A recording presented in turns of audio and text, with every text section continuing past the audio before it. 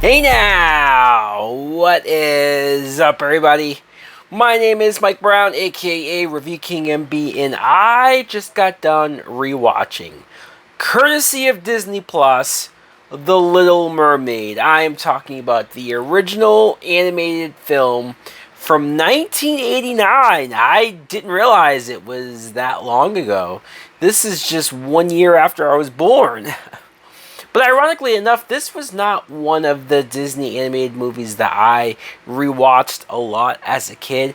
I probably only saw it like one time, and it was probably on television or maybe even in school. It definitely wasn't one of the ones that I owned on VHS. There was a lot of the 90s films that I rewatched more as a kid. So watching it now, maybe only a couple of things came back, but for the most part I was like, oh wow, yeah, a lot of this I didn't really remember. At the very beginning you see Ariel disobeying her father, right? And of course it's that typical, the daughter is rebelling against her father and she's 16, so it makes sense that the father is putting these rules, harsh rules, onto her. He wants to protect her.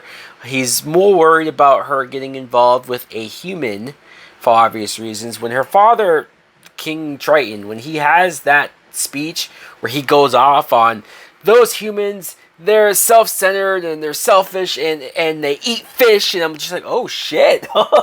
You know, it's obviously a small detail, but yeah, humans are kind of pieces of shit to people that live in the water and people that have friends that are sea animals. Because I'm surprised he didn't say, and they pollute our waters, and they, you know, like, it kind of sucks from their perspective.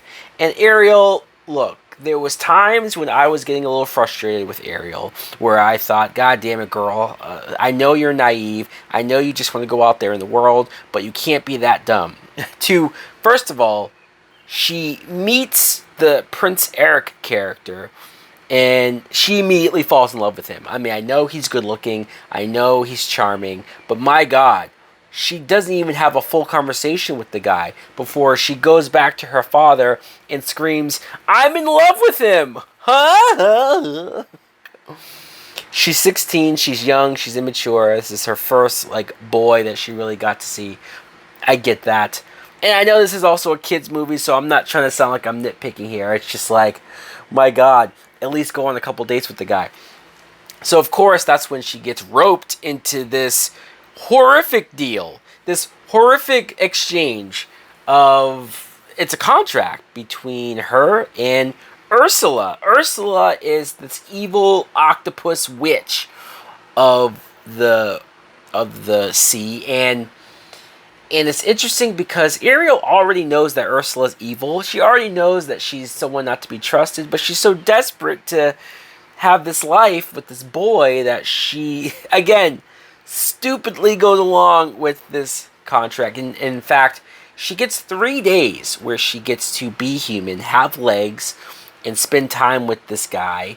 And if he kisses her, like a true love's kiss, before the 3 days are up, she can be human and she can live that life, and it's all well and good. But she can't have her voice. Like, Ursula steals her voice, so she can't speak. And I forgot that. I forgot that the rest of that film, or for the most part, Ariel doesn't speak. She's not able to communicate verbally to him, so they're playing this back and forth because obviously Prince Eric is looking for this woman with the great singing voice.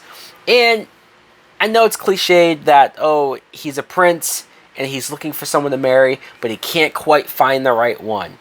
I know it's 1989, and I know it's for kids, but how many stories have we had that be the initial plot, the premise? Cinderella, Sleeping Beauty, Snow White. Come on. You know what I mean? It's like, can we get a little more outside the box? Of course, Prince Eric, you instantly know that he's a good guy because he has a pet dog, Max, that he not only is super sweet and nice to, but he's saved from the boat fire. So, no, he actually was a decent guy, this Eric fellow.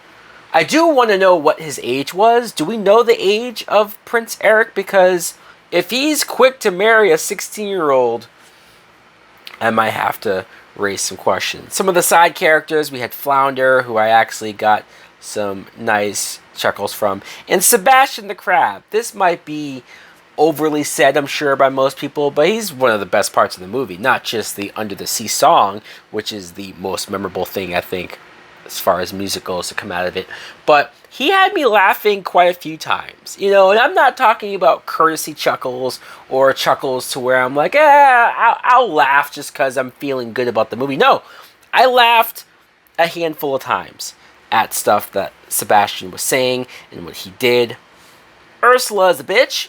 She is. I completely forgot about how towards the end she makes herself look hot and puts a spell on the prince to just make it that much harder for Ariel. So all of that, I will say that the third act was pretty thrilling when Ursula becomes all big and ginormous and they have the huge battle in the water. So look, this isn't one of my favorite Disney animated movies. This isn't one of the ones that I've gone back to a bunch of times as a kid. This isn't one that I would confidently say I grew up on. I saw it. I was aware of it. Rewatching it now, I did enjoy it. I did have fun with it. There's some silly cliche stuff, obviously, that Disney movies do and did at that time.